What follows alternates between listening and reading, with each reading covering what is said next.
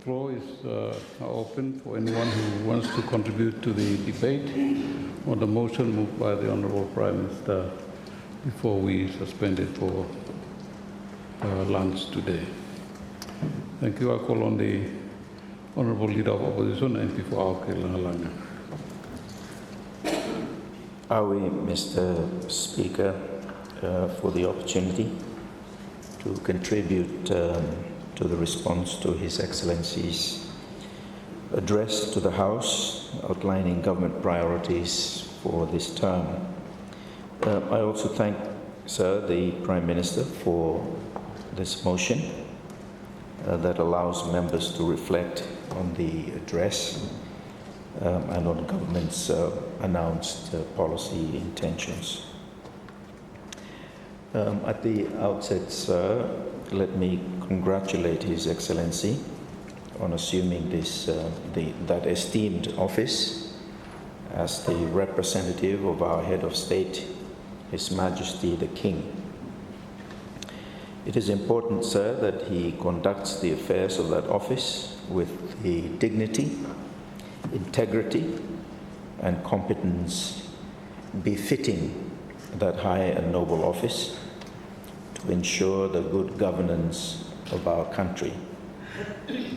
Sir, ours is a constitutional monarchy.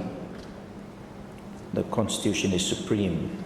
We all, including His Excellency, are subject to the Constitution. Allow me, Mr. Speaker, to read from our favorite Pasis Blongo, member Blongo Northeast Gualcanaya, Ecclesiastes chapter 3, verses 1 to 8. Favorite play there, Mr. Speaker. And we say also, there is a time for everything and a season for every activity under the heavens, a time to be born and a time to die, a time to plant and a time to uproot, a time to kill and a time to heal, a time to tear down and a time to build, a time to weep and a time to laugh, a time to mourn and a time to dance, a time to scatter stones, Mr. Speaker, and a time to gather them, a time to embrace and a time to refrain from embracing, a time to search and a time to give up, a time to keep and a time to throw away, a time to tear and a time to mend, a time to be silent and a time to speak. In this one, remember, maintain good. A time to love and a time to hate, a time for war and a time for peace. Indeed, Mr. Speaker, there is a time for everything, and at the beginning of a new house and a new term, it is the time for an address by His Excellency, representing His Majesty King Charles III, our King, the head of state of Solomon Islands. His address to Parliament, of course, sir, is an outline of His Majesty's government's policy intentions for the term of the House. In other jurisdictions, Commonwealth jurisdictions, for each session of the House, one session, no more go 4 years and finish. But also in our case, of course, standing orders permit an address from His Excellency for each meeting of the House. Sir, we have a new Governor General, a new Prime Minister, a new Parliament with half new members of Parliament. There is a lot of new, Mr. Speaker. There is a time to be born and a time to die. We would do well, sir, to reflect on that, to see what in us, in our politics, in our government, in our Parliament, and elsewhere, that needs to die And what needs to be born, Mr. Speaker? A new House, a new PM, a new government. Newness, Mr. Speaker, newness represents opportunity, rebirth, and a break from a troubled past. The challenge, sir, is what shall we do with this newness? Sir, a time to plant and a time to uproot. What must be uprooted to make way for new plantings? What must we plant? Does the address by His Excellency give us a sense of these new plantings and these uprootings? Sir, at the start of a new term, and in response to the first address by the representative of the head of state, I have made it my custom to always make the point that it is important that government is ambitious for Solomon Islands. So it is never a fault for government to have high ambition for Solomon Islands. We encourage and support such high ambition. Of course, government must deliver on its policy promises to the people. This, Mr. Speaker, imposes discipline on government ambition to be realistic, reasonable, and responsible in articulating its policy promises. I will, Mr. Speaker, return to this theme a little later, as it is relevant to the fulfillment of government promises. So also, at the start of a new term of a new Prime Minister, I always take the liberty of wishing the Prime Minister success in leading government and the nation. The Prime Minister's success ought to translate to the success of Solomon Islands. However, it ought to be obvious, Mr. Speaker, the latter does not necessarily follow from the former. Statesmanship, magnanimity, and leadership are required to ensure that the Prime Minister's success translates to success for Solomon Islands. Of course, the Prime Minister's success is tied intimately to the success of his ministers. Sir, the ship of state needs all hands on deck, visioning the same destination, direction, and collaborating closely. After all, Mr. Speaker, ours is a parliamentary democracy, and the Prime Minister is the first among equals. He's not a dictator.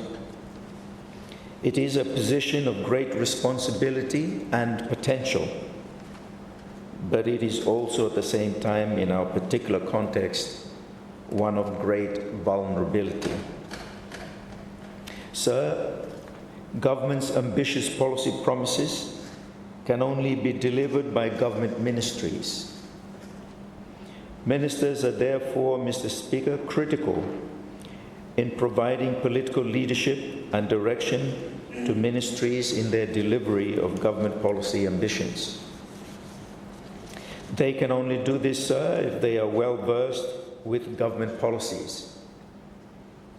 When ministers are incompetent, lazy, absent, or indifferent, sir, it naturally follows that their ministry's efforts to deliver on promises are likely to reflect it.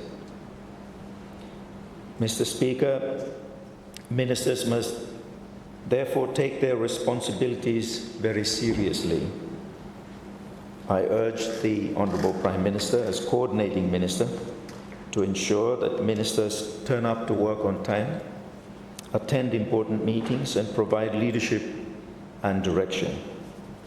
The people of Solomon Islands, sir, expect this. It is disrespectful to the people of Solomon Islands when ministers do not take their responsibilities seriously, and the Prime Minister is indifferent to the lack of performance of ministers. Sir, nobody expects ministers to be experts on the ministries they're responsible for, but Solomon Islanders expect their ministers to take the trouble to know and understand what their responsibilities are so that they can make good decisions. Sir, ministers must not abdicate their leadership responsibilities to their permanent secretaries.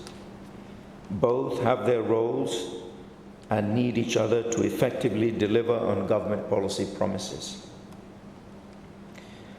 Mr. Speaker, Solomon Islanders also expect the Prime Minister, as leader of government, to maintain discipline over government, and especially over his ministers. I know, sir, that political calculations and expediency often render a Prime Minister, by choice, to be ineffective in maintaining discipline over his ministers. However, sir, if the PM does not maintain discipline, then it will be difficult to provide leadership. Without discipline, sir, the government is vulnerable to acquiescing to demands that may not be in the best interests of the country. In turn, this lack of discipline will undermine the government's own budget, as resources are diverted to expenditure of poor quality. Sir, the Finance Minister is tasked with the onerous responsibility to ensure government expenditure is of the highest possible quality. However, pressure from the Prime Minister's office, from caucus and ministers can easily undermine the discipline and restraint required in managing government finances. Over recent weeks, Mr. Speaker, as I have read of the sizes of delegations and overseas trips, I have become very concerned that even in the current situation where government cash flows are in a precarious situation, where hospitals and clinics lack basic medicines and supplies, and the condition of our roads are not good, yet large delegations are going on overseas trips, Mr. Speaker. I have been baffled, sir, by that when reservations have been imposed by Treasury to rein in expenditure, yet large delegations are still traveling overseas, incurring further burden that cannot possibly be priority on the Treasury. There is, sir, a clear need for discipline in this. I know, sir, most people want to travel overseas. The lure of per diems and time away is too strong to resist. I think maybe PEC should perhaps lower the per diem, daily per diems for overseas travel, so that the incentive for travel is not so high, Mr. Speaker. Sir, we know that negotiations are never done by large delegations. We must therefore assume that large delegations are more likely to be a waste of taxpayer funds. I am concerned, Mr. Speaker, that the Prime Minister is not in control over this matter, but the people of Solomon Islands expect better, Mr. Speaker, sir. So it is important that the Prime Minister is not merely the coordinating minister, as important as that function is. The Prime Minister, sir, must also provide overall strategic leadership. Strategic leadership is informed and guided by a strategic vision of what Solomon Islands can be. Sir, strategic leadership requires discipline. In turn, discipline requires trade-offs, Mr. Speaker. And trade-offs require a firm and decisive hand on all matters of government. So, of course, the Prime Minister needs the buy-in of all ministers on all of these things. Sir, the Prime Minister must not allow his ministers each to be doing his own thing, untethered to the government's overall vision and strategic direction. It is important, sir, that the Prime Minister is not being pulled by the nose. Solomon Islanders have high expectations of the Prime Minister and ministers on these matters. Sir, absent these considerations, there cannot be any real meaningful transformation. In other words, the transformation that GNAT is promising, sir, must start at the top and percolate through GNAT. Mr. Speaker, it is mere rhetoric to put the word transformation in the government's name and use the word in government policy documents if there is no change in attitude at the top and within GNAT. So transformation is mere rhetoric if it is not reflected in budget allocations. So transformation is mere rhetoric if actual expenditure does not reflect it. Business as usual, Mr. Speaker, is the wide and easy road, and many governments have walked that road. The narrow road, Mr. Speaker, requires a strategic vision that informs priorities which command adequate game-changer allocations in the budget, which are paid out in a timely manner to allow for quality budget execution. Sir, absent these changes, there will be no transformation. It is important, Mr. Speaker, at this early stage to sound a word of caution. Sir, ministers are not permanent secretaries or directors. There is a boundary between the minister and the civil servants tasked with administering the ministry. Ministers, sir, must not overstep that boundary, nor should they threaten staff for any reason. If a minister issues a direction, it must always be in writing so that there is accountability both ways for such direction. If the direction is unethical or illegal, or that they do not comply with legitimate and legal direction on the part of civil servants, that there is paper trail to document the rationale for such direction. Sir, civil servants must never implement verbal directions from a minister. It's one big vulnerability in our machinery of government. This is important, sir, to ensure that the machinery of government is used only for legitimate and legal public good and national interest. The Permanent Secretary and other senior public servants must not shirk their responsibility to the law and to the public, Mr. Speaker, when receiving direction from ministers, especially directions that may seem illegal, unethical, or purely political. So civil servants must have the courage of conviction to speak truth to power and offer advice to ministers to point out anything illegal or unethical in their directions or decisions.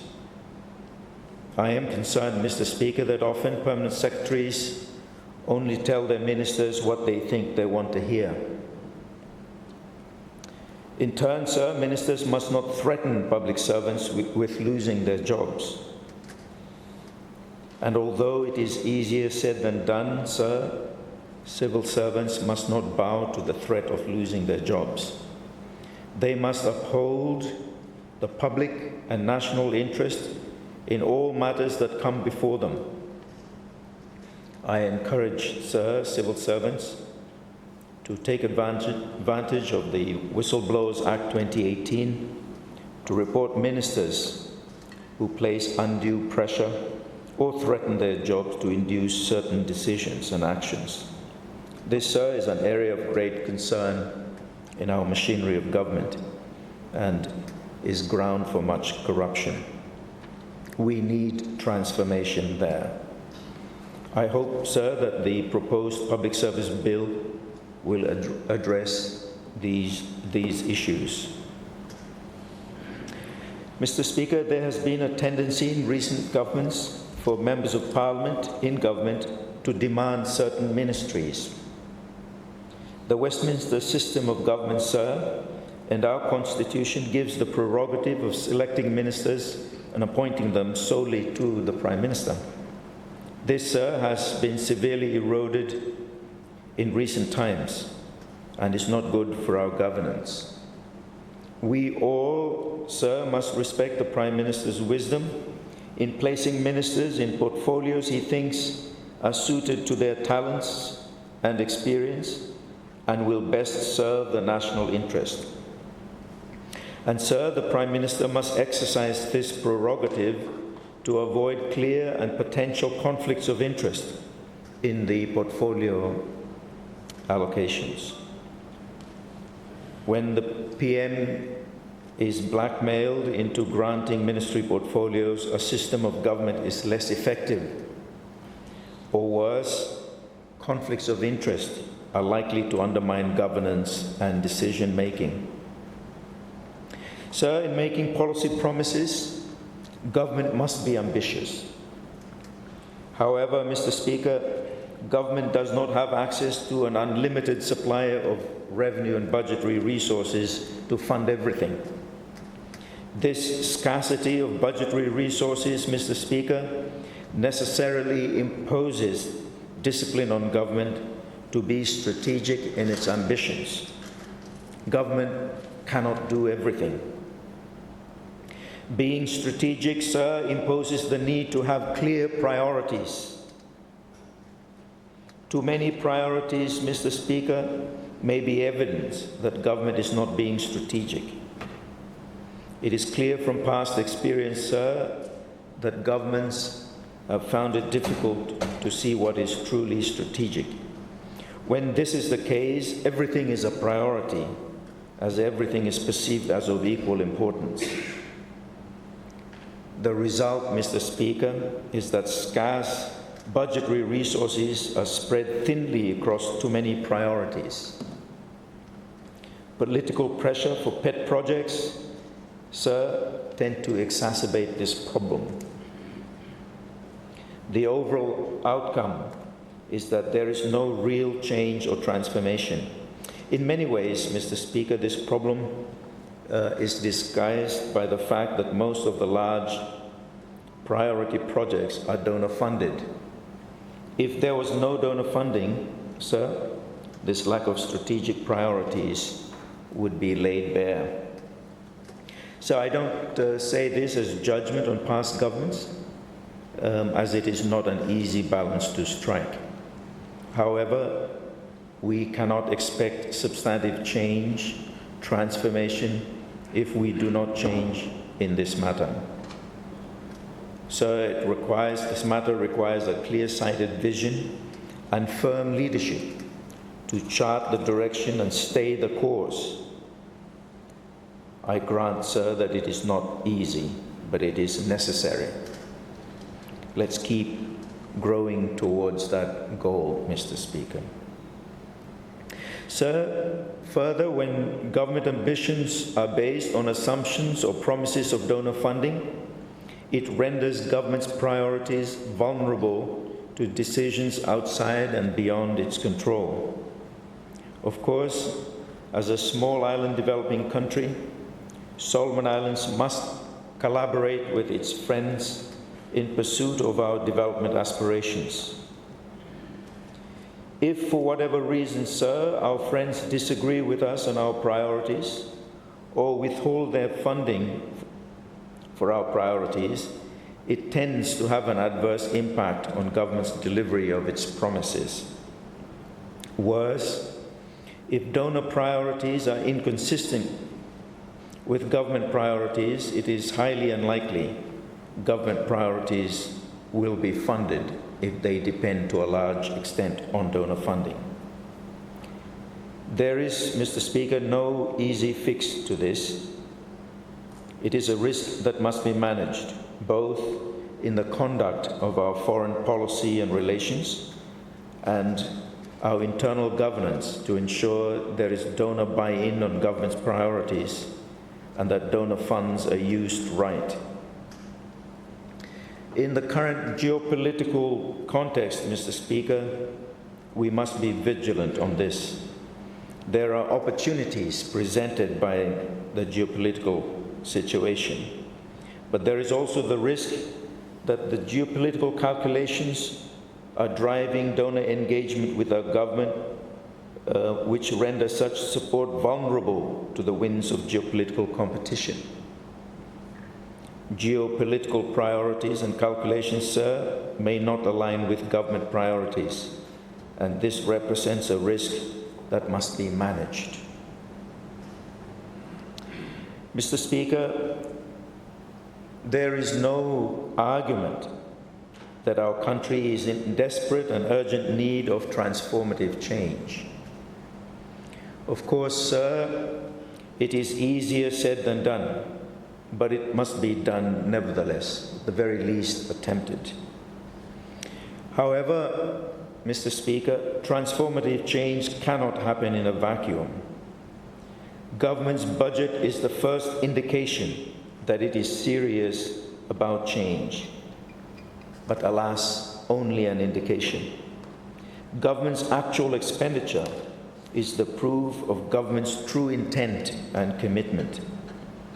We know, Mr. Speaker, from many years' experience that just because something is in government policy, it does not necessarily mean it will be in the budget. Worse, Mr. Speaker, just because something is in the budget, it does not necessarily mean it will be actually funded. The things that get funded, Mr. Speaker, are the true priorities of government. There is no evading that fact. So a public expenditure review would be useful in identifying the true priorities of government over any given period, perhaps say over the last 10 years. It would provide a clear picture of why what would otherwise be strategic investments by government do not get funded. This would be useful information, sir, to government's decision-making and fiscal discipline. Mr. Speaker, transformative change requires a clear articulation of the immediate short-term needs and challenges the country is grappling with, and importantly, of a long-term vision of what Solomon Islands should look like, what it can be. If we ignore the short-term needs and challenges, sir, government is at risk of operating outside of reality. Without a long-term vision, Mr. Speaker, government is at the mercy of the winds of superfluous ideas that blow from time to time and change direction from time to time. This, Mr. Speaker, is a real problem, and one that, unfortunately, we know from experience. We do need, Mr. Speaker, a dreamings exercise, a collective visioning that need not be politicized. We need a vision that is realistic, reasonable, and focused. Unfortunately, Mr. Speaker, in its present form, the NDS falls short and cannot fill this void. Sir, in his speech, His Excellency made general statements on government intentions and left it to his ministers to make more detailed presentations of government policy intentions under their various ministries. The country, Mr. Speaker, is keen to hear ministers respond on this. Unfortunately, I am speaking before ministers and therefore do not benefit from their policy presentations. I appreciate that the Prime Minister has outlined some of the policy intentions under his ministry. It is why, Mr. Speaker, I will limit my remarks to matters precedent and general. However, sir, let me now turn briefly to the points made by His Excellency on behalf of the government and offer just a few brief observations. Firstly, Mr. Speaker, I grant that the government has identified important policy areas that require intervention. This is good, sir, but only the necessary first step. The devil is in the detail, as they say, Mr. Speaker. We will get an initial sense of the strategic nature of the policies when ministers make their contributions, but get a better grasp of it when the 2025 budget is brought before the House. So I have asked this side of the House for Mivala time talk finish. You will every minister go ahead today, tomorrow, next tomorrow also. And then perhaps the rest of us can then, we are better informed and can then make suggestions or responses for Golong or Olketa policy outline where a little bit more detail you fella give him come. So I hope you can take that up, sir. Sir,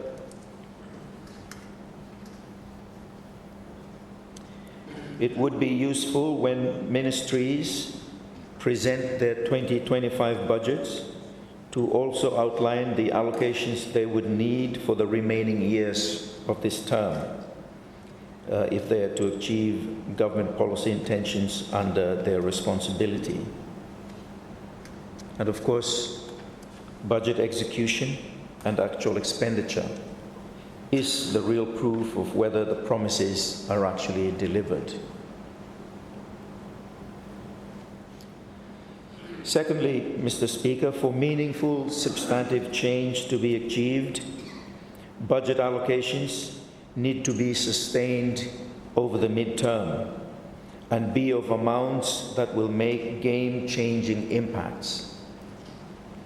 Something cannot be priority and then you allocate $1 million no more, or 500,000 no more. By what are you doing like me? It needs game-changing quantums.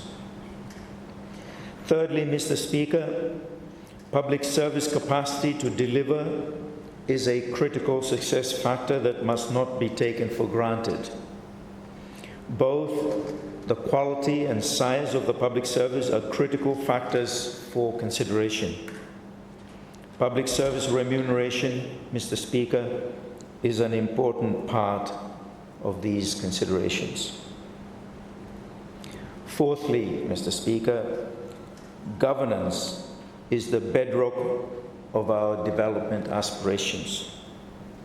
The capacity of our democratic institutions to include the participation of our people is critical to building an inclusive, fair, and equitable society.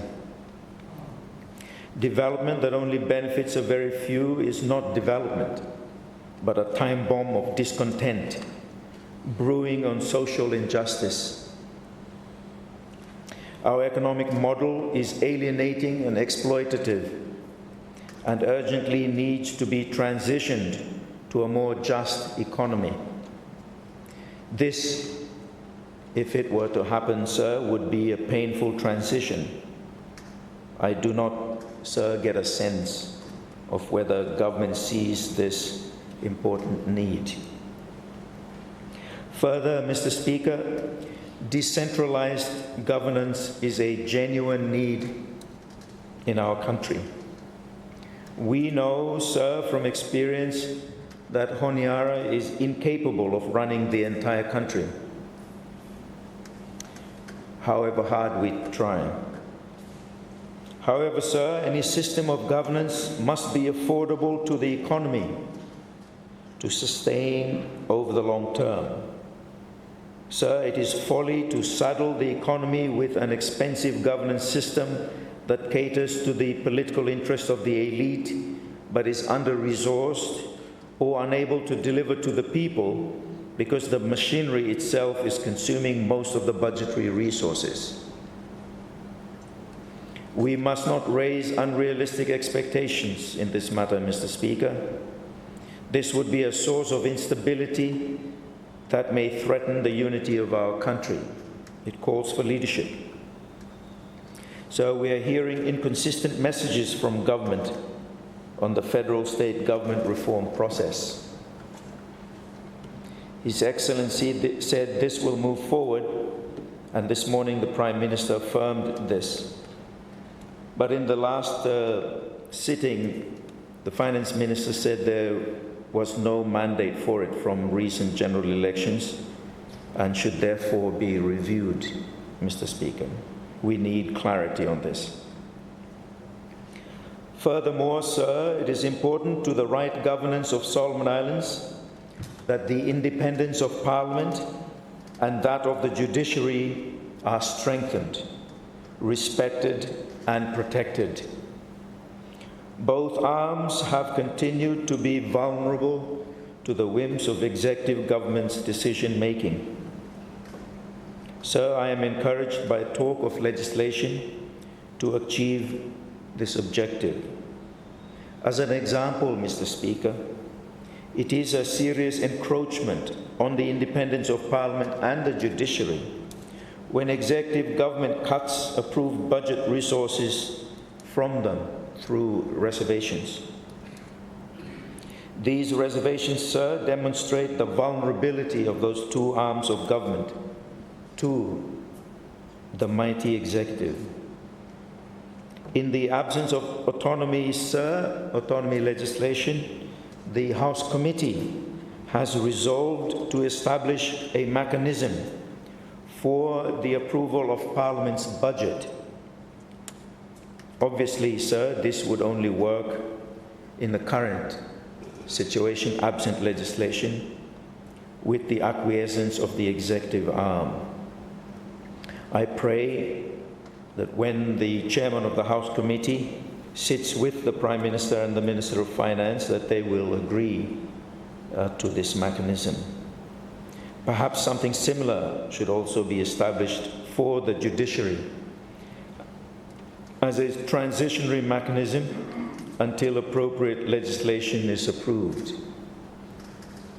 Once approved, Mr. Speaker, budgets for the judiciary and Parliament should not in any way be tampered with by the executive arm. Sir, it ought to be a matter of principle and of constitutional import. Fourthly, Mr. Speaker, big picture talk to a people with empty stomachs is insensitive. Cost of living, low income levels, and deepening poverty are serious challenges that demand an immediate, structural, and sustainable response. So I do not get a sense of how government perceives this and intends to respond, neither from His Excellency's address nor from government policy. Fifthly, Mr. Speaker, development of Solomon Islands is first and foremost development of Solomon Islanders.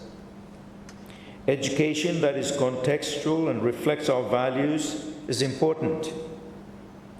The announcement by government in 2023, the prior government, that its so-called peace curriculum includes syllabus on homosexuality and LGBTQF any kind no way is unacceptable, Mr. Speaker.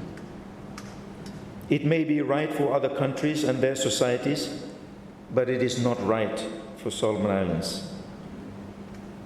The Ministry of Education, sir, must not swallow everything foreigners shove in their mouths. Some things, Mr. Speaker, must be spat out. Sir, we must jealously guard our education system, and particularly our curriculum, against interests that will corrode the fabric of our society over time, if we allow it. This, sir, may be the result of outsourcing curriculum development to foreigners. And I'm happy, Minister, I'm announcing last time, I would terminate him contract here now. Sir, this must be corrected urgently. Go look lo curriculum more and out him this fella aspect of curriculum. It does not bring any peace. I think they're mocking us when they call it the peace curriculum. So curriculum must never be outsourced to foreigners. Its development must be by Solomon Islanders, sir. Sir, education must be the cornerstone of our development efforts to empower our people so they're able to identify opportunities and take advantage of them. Sir, education has become too expensive in our country when it need not be. Government, sir, is not finding ways to substantially reduce the cost of education and skills training. This is not to say anything, sir, about the access to education. I know strides have been made, but clearly much more needs to be done. Our education system, Mr. Speaker, produces more dropouts than graduates. It's a dropout system, not an education system. No Solomon Islander, Mr. Speaker, should be a dropout. Transformative change in education and training is desperately needed. I do not see it in government policies, and I did not get a sense of it from His Excellency's address. My sixth observation, sir, is that a healthy population is the basis of a vibrant society and economy. The NCD crisis requires a sustained but urgent, overwhelming response that must include drastic measures against imported food and drinks that are the cause of the crisis. It would be useful, Mr. Speaker, for the Minister of Finance to inform the House on the revenue collected since the inception of taxes and excise targeted at food and drinks that are contributors to the NCD crisis, and to inform the House whether these revenues are ring-fenced to only fund healthcare costs. Sir, remedial healthcare has been in a precarious situation for so long now, it has been normalized, that it has even become acceptable as a joke, except that it is a tragic joke. People have died as a result of this neglect over many years. There are too many preventable deaths, Mr. Speaker. One problem is passed away last night all just because I'm asthma. Mersin for spraying golonose and nomolo kilufi. Totally preventable death no more. Sir, although tolerated by governments over so long, this is totally unacceptable. And there has been little accountability, sir, for this mismanagement of the healthcare sector for so long. I look forward, Mr. Speaker, to the changes announced by the new minister to arrest these problems and make sure they do not happen again. Solomon Islanders urge you on and wish you well and every success in these endeavors. My seventh, Mr. Speaker, observation is that in tourism, processing in agriculture, fisheries, minerals, and forestry must now take up the policy focus of economic policy. Fiscal policies, sir, are to support this important policy direction, and the proposed economic zone bill is an important step in that direction. Sir, government must learn the hard lessons from the gross mismanagement of the forestry sector over the last 40 years, where corruption ran rampant and was decisive in determining the demise of that strategic resource, depriving Solomon Islanders of the equitable economy they deserve. The Solomon Islands economy, sir, has been deprived of billions of dollars due to the mismanagement of the forestry sector. Sir, I wish I could say that government has learned those lessons. However, it is clear, sir, that government has not learned those lessons. I fear especially for the minerals sector, Mr. Speaker, where decision-making is tainted, sir, where licensing is tainted. 33 shipments of bauxite ore from West Rennell remains unpaid after 7 years, Mr. Speaker. How can this be, sir? Who takes responsibility for it? Has anyone been held responsible, accountable? Sir, the management of the forestry sector is already being repeated in the mineral sector. At best, Mr. Speaker, it seems the Prime Minister seems unable to make the changes this country so desperately needs in that sector.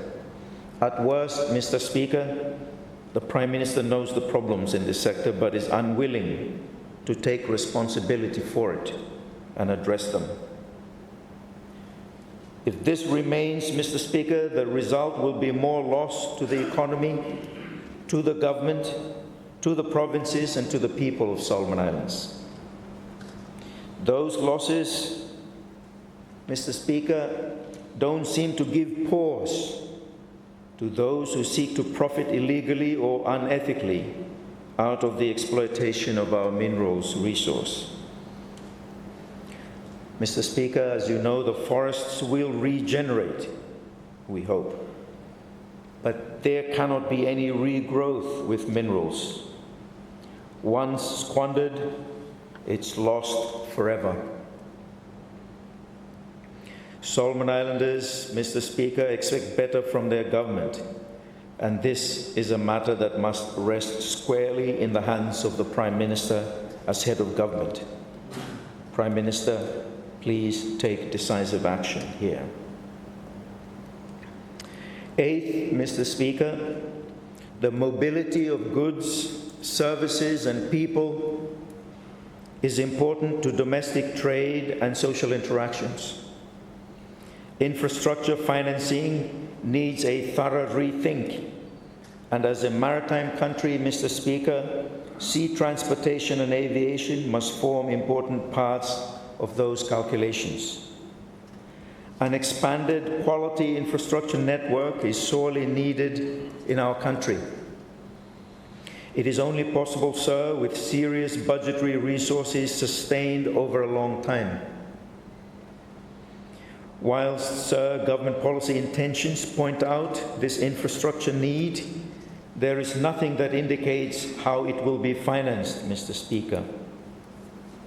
Infrastructure financing to date has been lackluster and will not meet the infrastructure deficit government has pointed out. Building new infrastructure, Mr. Speaker, as you know, necessarily comes with considerations for its sustainable maintenance over time. The more infrastructure we have, the higher the budgetary implication for maintenance.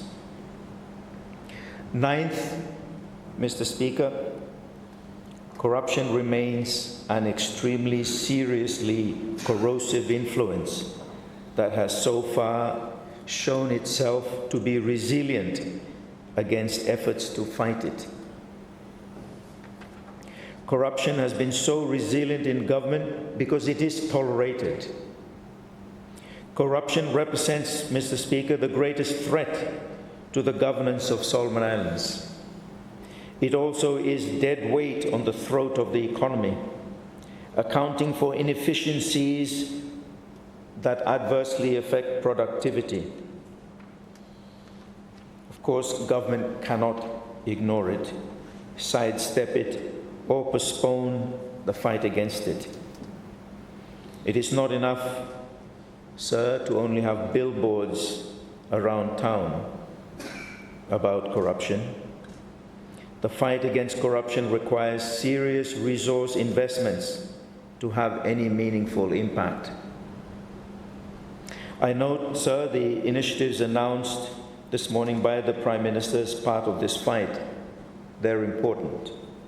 On Friday, the House will consider the National Anti-Corruption Strategy to further delve into the details of this important fight.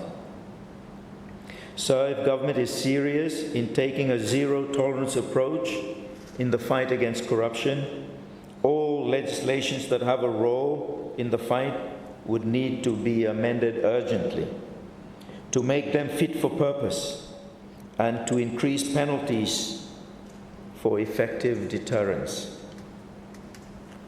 Sir, unexplained wealth needs to be addressed in the CCAC legislation. There are just too many leaders, both at the political and the public service levels, that have assets that are clearly way beyond their income levels. Such individuals, sir, are or were responsible for important offices, public offices, exercising important, significant powers, public powers. And the period of their illicit gains can be traced to the period they occupied those offices. Yet there is no legislation to deal with it beyond the confidential declarations to the Leadership Code Commission. This is utterly inadequate, Mr. Speaker. So the jury is out on this, Mr. Speaker. Further, the resourcing of integrity institutions has been a severe constraint in the fight. So we're going to watch what government will do on this matter in the 2025 budget later this year. That will be the proof of government's sincerity in its commitment to the fight against this scourge in our midst. 10th, Mr. Speaker, considerations on the environment, climate change, and sea level rise have long been neglected by government. Our alienating and exploitative economy has pushed our environment to high levels of degradation. It doesn't seem as if government has learned its lessons in this. Licenses for the exploitation of forestry and mineral resources do not seem to be moderated by environmental concerns. Obtaining development consents seem to be a foregone conclusion. It is clear, sir, that environmental concerns are not given the weight they should command in the consideration of licenses for various exploitative activities. It would seem, Mr. Speaker, that money has blinded all who have had anything to do with these decisions and actions. Sir, the price for the neglect of the environment is too high and will get higher. And we persist with it to our own peril. Mr. Speaker, the existential threats of climate change and sea level rise have not been met with government policy responses that reflect the gravity of the challenge.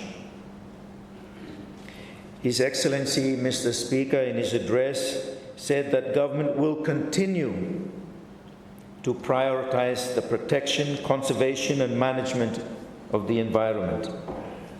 In that government has mismanaged the environment over so long, Mr. Speaker, as seen in both the forestry and minerals sector, I take it that is what His Excellency meant the government will continue to do.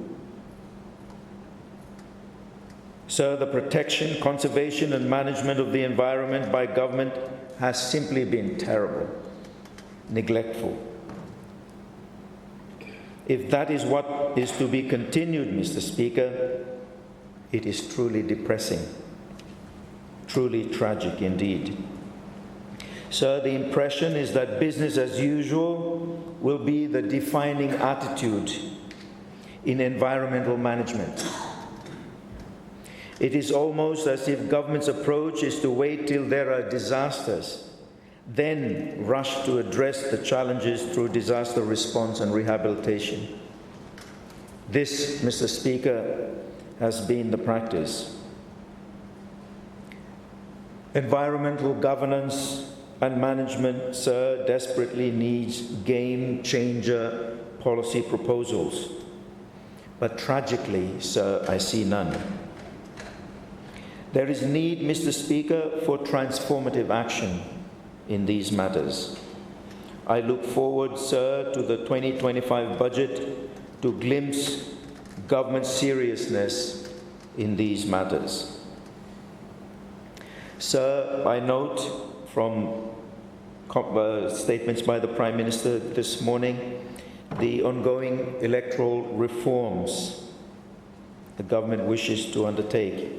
I only urge, sir, that the Prime Minister ensure that these reforms are not left to the last minute, as has happened in the prior two parliaments. Please bring the reforms early so we have time to test them out in any by-elections and have adequate time for administrative mechanisms to be established in support of the initiatives. So it is time we bite the bullet in terms of the definition of ordinary resident.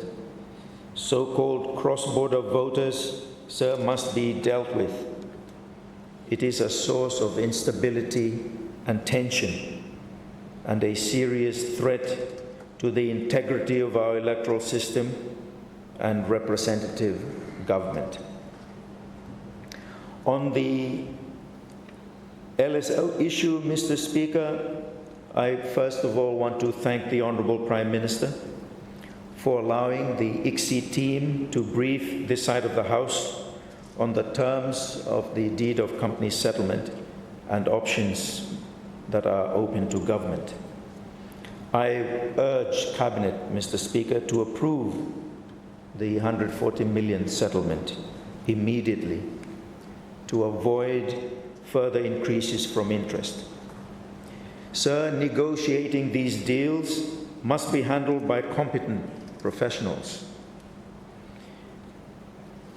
And I want to thank the Ministry of Finance for directing ICSI to hire such professional expertise to conduct due diligence on the proposal and to assure us that of all the options open, it is the best or the least worst option.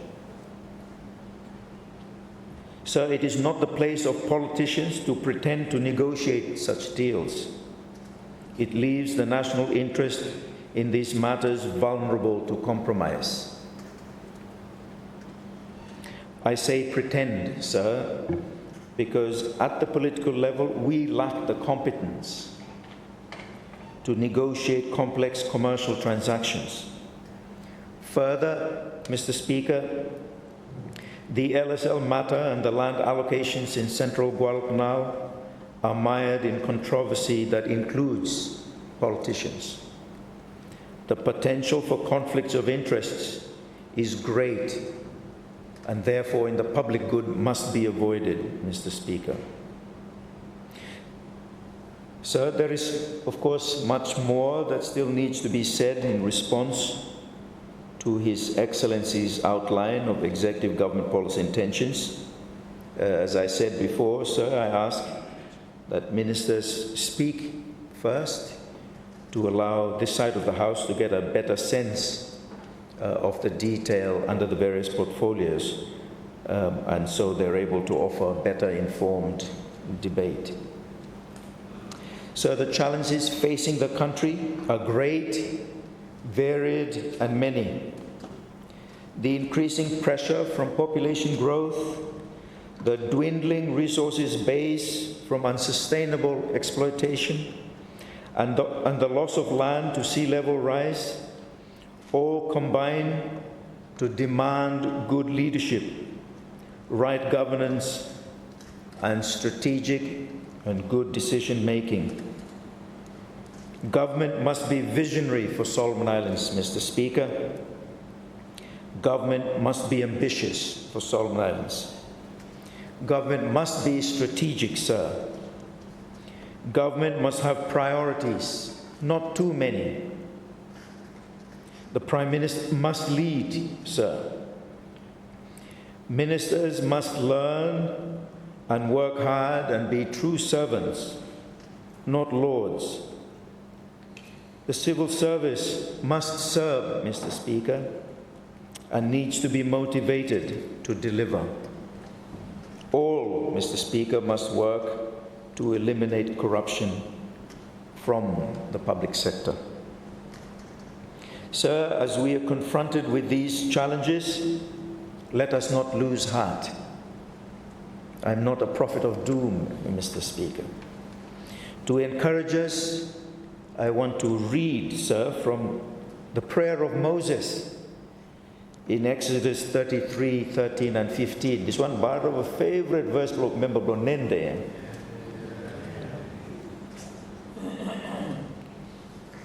Moses and he pray and he say, Mr. Speaker, teach me your ways so I may know you and continue to find favor with you. Remember that this nation is your people.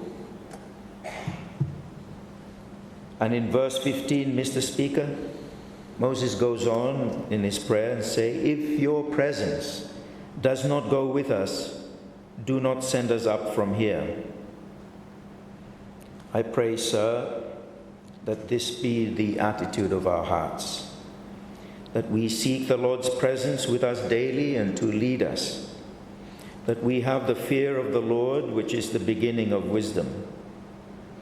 Sir, we are the Moseses to Solomon Islands, and we need the humility to be dependent on the guidance of the Holy Spirit in the affairs of our beloved Solomon Islands. Without God's presence, without God's guidance, sir, we cannot lead our people aright. So let me now close by thanking His Excellency for gracing the House and eloquently delivering the speech from the throne, his first.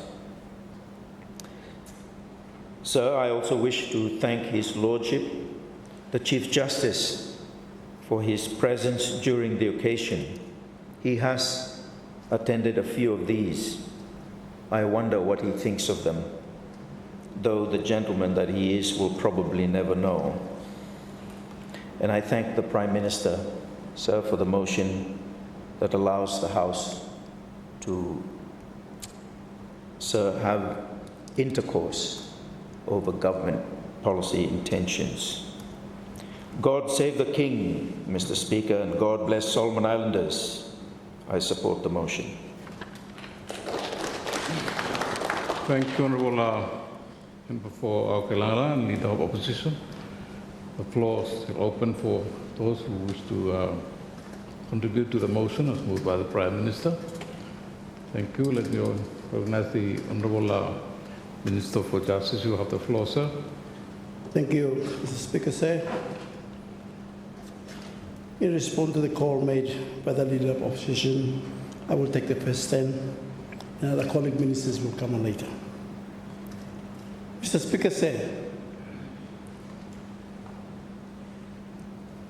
I stand to raise my comments on behalf of the speech made by the throne, moved by the Honourable Prime Minister. At the outset, Mr. Speaker, sir, allow me to congratulate yourself and the esteemed Governor General, His Excellency, Reverend David Kapu, for your respective successful elections to offices, which hold sacred trust in the workings of our young democracy. Mr. Speaker, sir, I acknowledge the elegant remarks made by the opposition leader. In response to that, which was delivered by His Excellency, the Governor General and the Sovereign State of Solomon Islands, and also the constitutional representative of His Majesty King Charles III, in which I humbly align my brief remarks. First, as the Minister for Justice and Legal Affairs and MP representing the constituency of North Vella, I would like to register my sincere gratitude and that of my constituents for the gracious speech by His Excellency. Sir, His Excellency has clearly offered a practical guide for targeted collaboration, right sacrifices, focused hard work, and the pursuit of character for nation building. These are values that we must strive to embrace if we are to effectively manage the many challenges before us and create an economy of justice, meaning that the sum of our efforts is to create opportunities for all Solomon Islanders to succeed regardless of ethnicity, age, belief, disability, color, provincial origin and religion. Mr. Speaker said, His Excellency has graciously addressed a wide range of issues, specific government priorities, policy, and legal reforms, visions, and encouragement.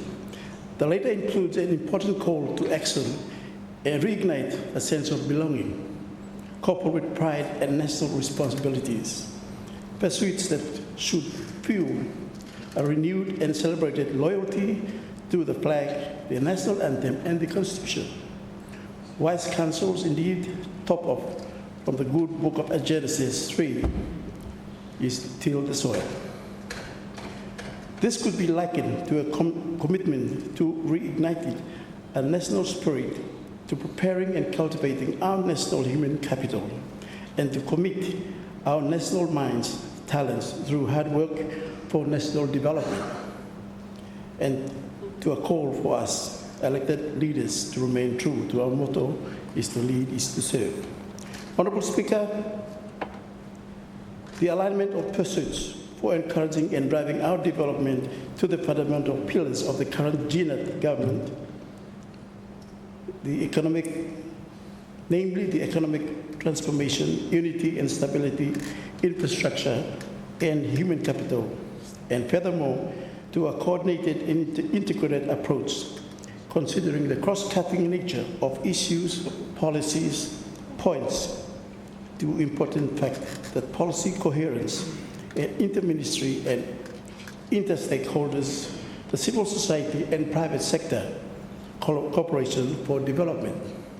Clearly, the major determinants of our justice sector, productive and resource sectors, economic recovery and socio-economic challenges, and their solutions cannot be solely confined to a single sector and short-term planning. As such, we must engage in visionary mapping and encourage system for crowdsourcing ideas from our vast pool of human resources, private sector, civil society, and international friends.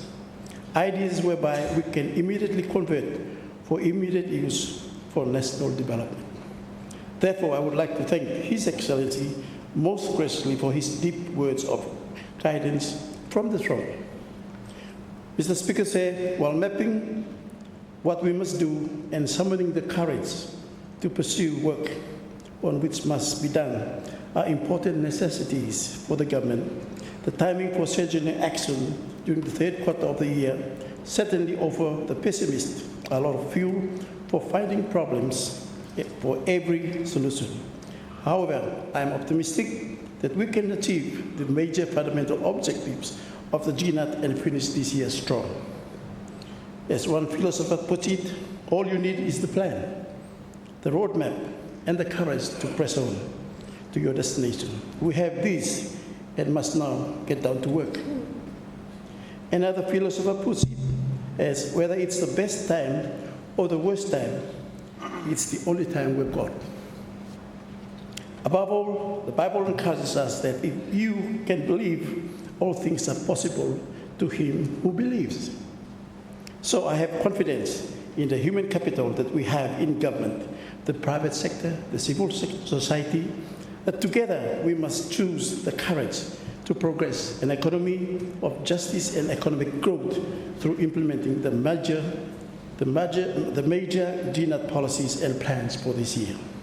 Mr. Speaker, sir, to this end, as the Minister responsible for the administration of justice and legal affairs, I would like to convey and assure us that the mission of the ministry remains to provide a vibrant and robust service to our agencies for effective, efficient, and sustainable justice services to the people of Solomon Islands.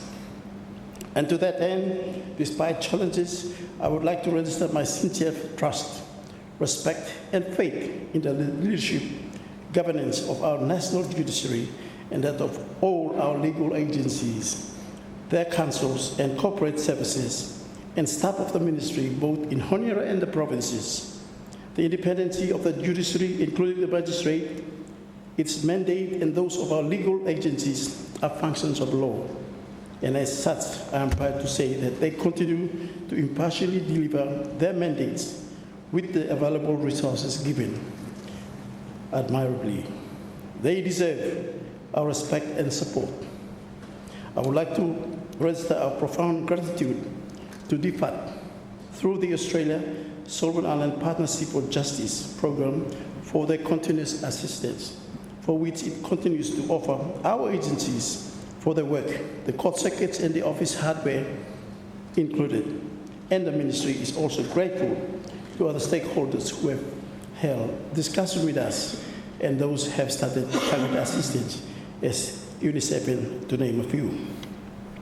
Finally, Mr. Speaker, as the Minister responsible for the justice sector and legal affairs, while our core mandates are functions of law in the delivery of legal services to our people, allow me to offer a brief outline of some of our immediate focus for this year, a majority of which are priorities under the GNAT 100 days schedule, and for which we have progressed well already in the last 3 months.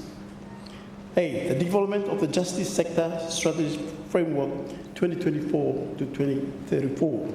The 10 years framework is a first for the justice sector and will be submitted to Cabinet by late September or early October. It aligns to our normal development strategy and anchored upon the specific functions of our legal agencies and the national judiciary. B, the autonomy of the judiciary. My ministry has completed a thorough analysis of this proposal, one that proposes to reassert the independence of the judiciary, supported by a trust fund mechanism, and a cabinet paper will be submitted later or late September. C, revision of acts that establish the 5 agencies plus the national judiciary. We have initiated a thorough analysis and examination of particularly the need to reform, if necessary, our legal agencies and acts that establish them against changing realities around what they do and must do. It is fitting that we reform them and modernize responsibilities to better our people. Only in doing so that we develop justice institutions which are future-proof, led by our finest legal minds and relevant for whatever times as we as a country will find themselves in. This reform exercise is one that we have not previously embarked on, however, one that is absolutely necessary. The D is the Justice to Justice Partnership. The ministry has progressed well with discussion with PNG, Vanuatu, and Fiji, Australia Attorney General's Office, and the USP PAC for MOUs for Justice to Justice Partnership. These will enable specific twinning programs with our respective legal agencies. To this end, I'd like to thank DFAT Australia for the funding support in collaboration with SIG for this important capacity building mechanism. These sub-regional twinning programs offers an exciting and first unique model for us and the sub-region, one that encourages and harmonizes best lessons for immediate use from our fellow Melanesian legal institutions or institutes. They also enable the ministry venturing into e-filing for the judiciary and the adoption of ICT use and telejustice for the justice sector. And E, the justice sector infrastructure. Against the growing population and so the need for government to guarantee effective access to justice for our people, so the importance of planning infrastructure into the future. So my ministry continues to dialogue with a few of our traditional development partners on practical strategies to establish infrastructure MOUs for a justice precinct for legal agencies, a new High Court building for Solomon Islands, a new Central Magistrate building, and justice infrastructure in the provinces. A daunting task is in light of our priorities, but one that calls for courage to dare to plan and dialogue with willing partners for infrastructure. We will dare to do so with those who are willing. And F, is the Resident Court of Appeal and compulsory legal education. My ministry has initiated discussion on these, although they are matters whose realization will be in the years ahead. We must start having conversation on this, and we have started. The money laundering bill. My ministry has progressed very well. Necessary vetting and consultation with the Solomon Islands Intelligence Unit, and including drafting instruction. And once Cabinet endorses it, it will be submitted for Parliament during the fourth quarter meeting of this year.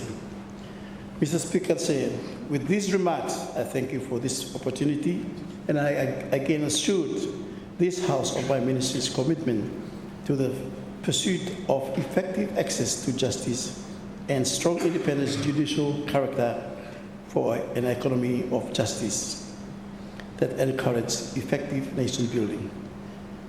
God bless Solomon Islands and its people as we strive into the unknown future, and may He continues to guide and lead this nation. With these remarks, I resume my seat. Thank you, Honourable Minister. Thank you, Honourable Minister of Finance and Treasury. You have the floor, sir. Thank you, Mr. Speaker, for giving me the floor of Parliament to contribute to the thank you motion moved by the Prime Minister, that we, the National Parliament of Solomon Islands, here assembled, beg leave to offer thanks for the speech which was just been addressed by you to Parliament.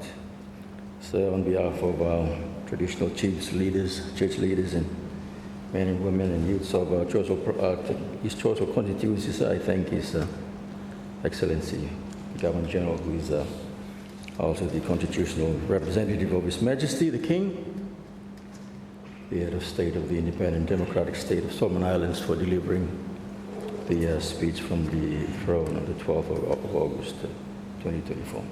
Also, Mr. Speaker, I think in doing so, sir, we, the 12 members of the 12th Parliament, sir, acknowledge that this Honourable House has had the privilege of engaging with the personal representatives of their Majesties over a countless number of times since we gained political independence from Great Britain in 1978.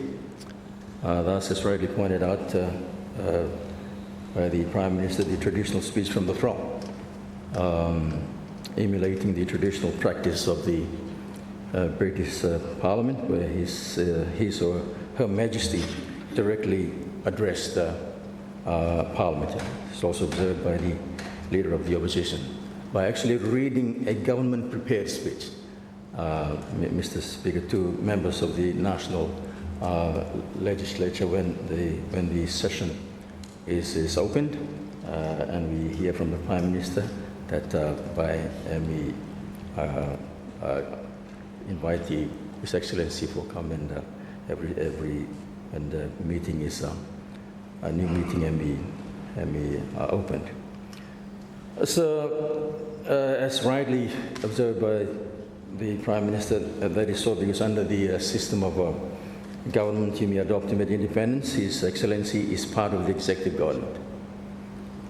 So he appoints and removes ministers of the Crown on the advice of the Prime Minister. And so he addressed the government as my government, and of course the opposition as the loyal opposition, Mr. Speaker. And so in the parliamentary systems of government like ours, so the loyal opposition is the opposition parties in the legislature. And the word loyal indicates that the non-governing parties may oppose the actions of the sitting cabinet while remaining loyal to the formal source of government power, Mr. Speaker, such as the monarch, or what we heard, Mr. Speaker, the Constitution now, Lohia Emi above. And in the case of government system. So, Mr. Speaker,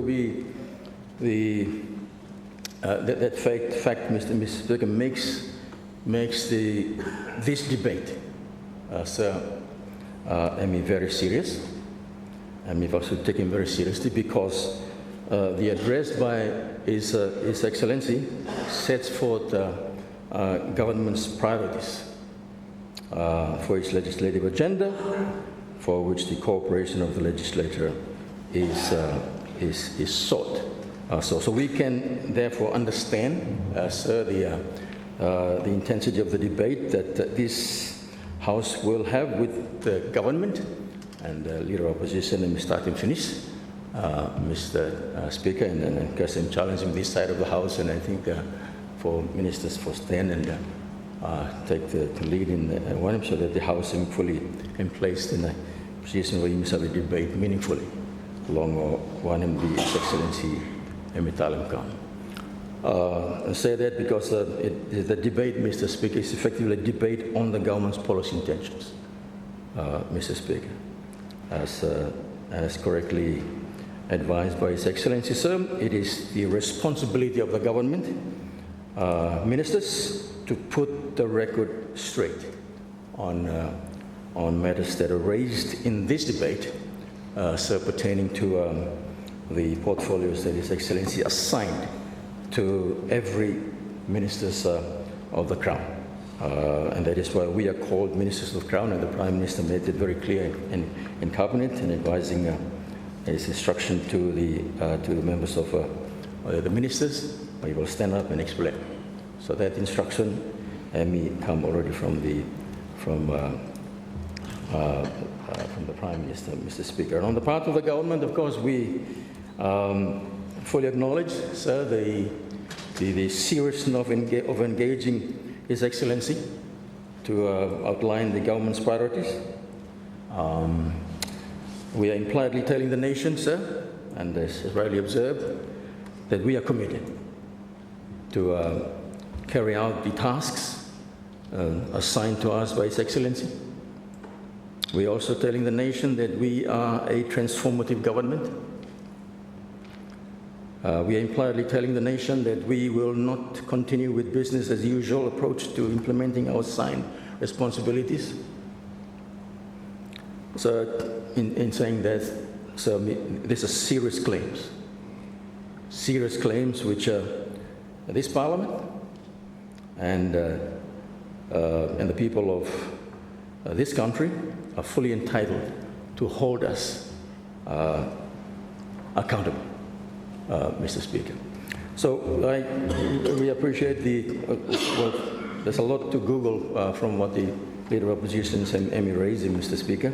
There's a lot of things, so maybe ministers will maybe respond to some of the things or picking more the relevant issues for ministers blog.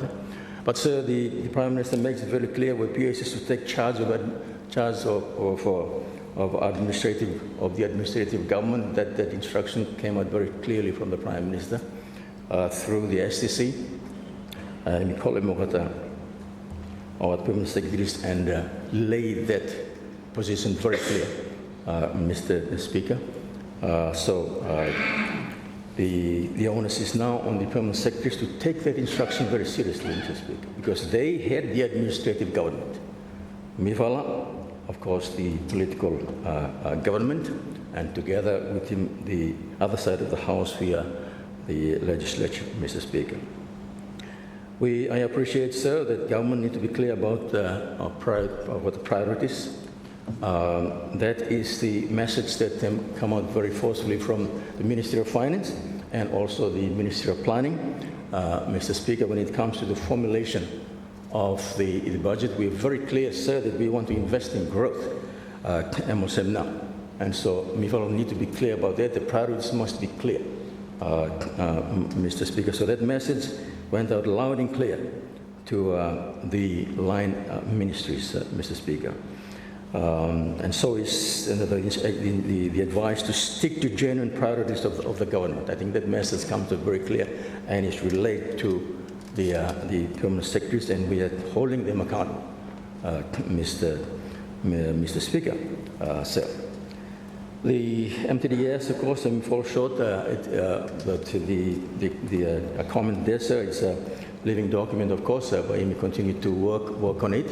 We take those comments very seriously, and of course, that document comes under the one of the Minister of Planning, so by me should comment on that. Mr. Speaker, and this whole idea of forward budgeting for ministries to present, their budgetary needs for the rest of the ornament is a good idea, sir. Forward budgeting, so that you know exactly what these ministries are going to do in driving the core agenda of the government. We note and the comment on the federal system. Maybe the Prime Minister will elaborate more along that one.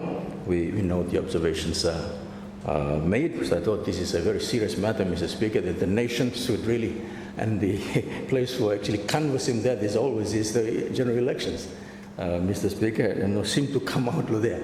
That's the comment that I made when we debate the motion of sine die last time. That things seem not to come up. And the fear, Mr. Speaker, is that we're careful in what we say, Mr. Speaker, that it is the issue of the elites and not the ordinary people of Solomon Islands. And we don't want that for him to end up like him, Mr. Speaker. So we take full note, and the Prime Minister will respond to that. We need to, the Constituent Assembly, of course, they need to be done properly. So that the themes that we need for discussing the Constituent Assembly and come on clear, so that we address the right issues time we come to agree on the draft federal constitution, Mr. Speaker. So when we talk about independence of judiciary and legislature, I think to the Minister of Justice Emi already commented on that, but I think when we talk about independence of judiciary, the judiciary actually independent already by operation of law. The way it is structured is independent, Mr. Speaker. I think what we actually talking about is fiscal independence, Mr. Speaker. So we're working very closely with, and we will wait for the proposal that the Minister of Justice is working on. You may try for addressing this fiscal independence, so that the court, you may allow court to continue to do work of law. Mr. Speaker, there are important cases that do with development are held up because no more Selen and also me. So I think that the concerns raised, Mr. Speaker, is taken note of, and the Minister of Justice and me respond correctly on that, sir, because when we talk about the independence of judiciary and the legislature here, we actually now talking about fiscal independence. So the Minister of Education, by him come up to talk about the,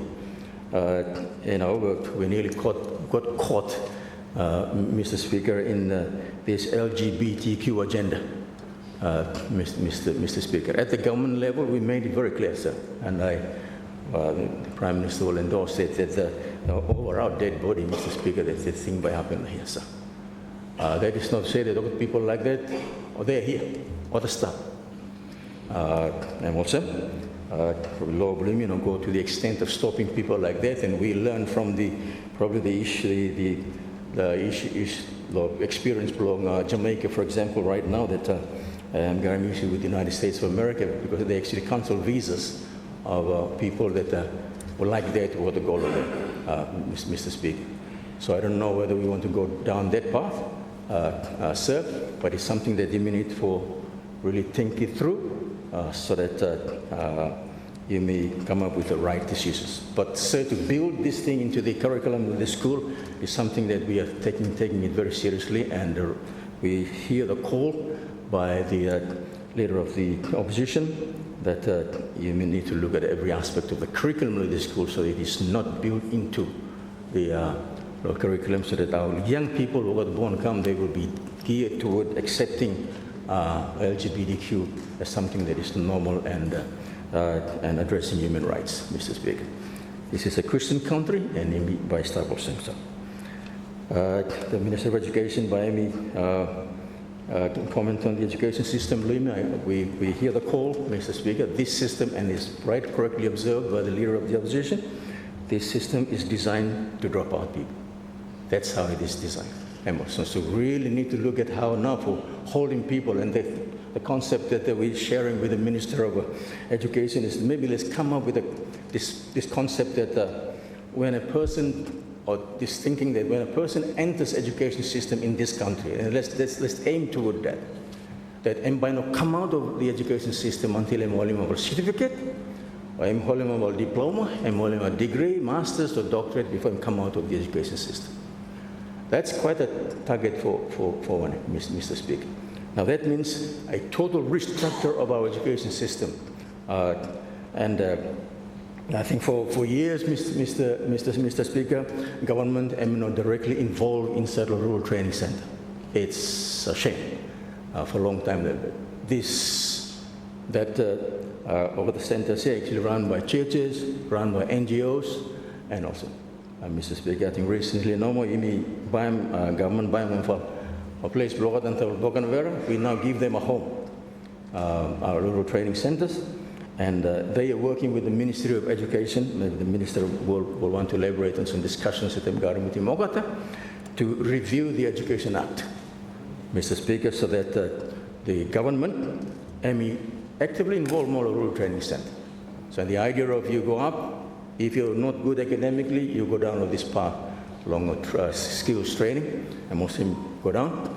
And then suppose you're good more, you make your way back to the formal one, and we have the industrial school or Longo Sinu, where I'm taking people come back for doing degrees and also all the skills. So that we note that, Mr. Speaker. So the NCD revenue collected by final first time.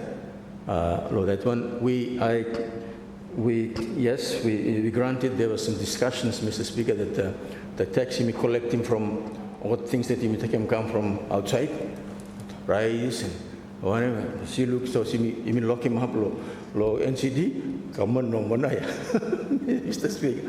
So we are seriously looking at that, sir. But this issue of NCD thing. So you may clear about. We are not really clear about the policy directions we are taking. Let's take tobacco for example, Mr. Speaker. Since it is a good it should really be it should manage him by regulation, not by competition, Mr. Speaker. Right now we have a number of tobacco people actually import income cigarette, import income something else. So there is a conflict in government policy. Even when they discourage him something here, but we also encourage competition. So it's something that they need to come back to the drawing board so that you look back at him, where actually we are going with this one. Are we trying for discouraging this one, or are we encouraging competition so that pricing will go down so people take in more, Mr. Speaker? So it's a conflicting policy. The other issue here, which the Ministry of Finance is working, is on for a revenue base, which even losing about $35 to $40 million a year. Mr. Speaker, it's me a little bit shocked about this one, and that is the Lekona. So this thing is over to sell them everywhere no more. And so when we increase the price of tobacco or imported tobacco and also, people go straight the unregulated one, and cheaper. And also more dangerous because, Garan filter logote, what a rolling straight no man go every poison here go inside them. So we achieve nothing, Mr. Speaker, by advancing a policy of competition. So it's something that we really need to look back more. And the ministry is working on a policy for him for taxing now this fall. Very soon we will be approaching cabinet along this matter. Fiscal support for tourism, Mr. Speaker, is something that of course, our act allow that one, not only tourism, the tourist sector, but every genuine Solomon Island businesses where or the struggle for start-up, Mr. Speaker, you may give him tax exemptions law kata sir. So of course I will allow the other ministers to talk about the issues on forestry and mineral sector and the maintenance of infrastructures and also addressing corruption. Those are very serious issues and come directly under the view of line ministers, and the Prime Minister will respond to that. Issues of unexplained wealth, those are something that of course our anti-corruption strategy and me also trying for addressing as well, Mr. Speaker. The Minister of Climate Change, by probably talk about the small paper bloomito and go to cabinet to address. We haram too much selena stuck. And we'll say, but we no come. And we'll say, and when disaster happens, Mr. Speaker, you have to kick all about now. So we are working on a strategy, Mr. Speaker, to protect our budget. And we'll say, so I will not spoil the soup and let the minister elaborate on that. And thank you very much, Leader of Opposition, for supporting the $140 million deal. As is rightly observed, we will not leave any stone unturned, Lord, this one on the due diligence. And that's the minimum requirement of the Ministry of Finance. Let's not allow anything here that we want to. So the due diligence is happening, because the Attorney General is directly involved with this one, with the Commission of Lands, and on what section that you may engage him, Mr. Speaker. So you may just start no more, start to talk it, Mr. Speaker. So by me. But times have really changed. Over the more than 46 years that since you gained independence, July 7, 1978, in the landscape, Mr. Speaker, in the country, I'm getting very, very development landscape that is. I'm getting very complicated. We rise from the humble beginning, Mr. Speaker, when we had no choice, sir, but to take over the running of our nation after the September 1977 Constitutional Conference in London, at the insistence of the United Nations General Assembly. You may agree.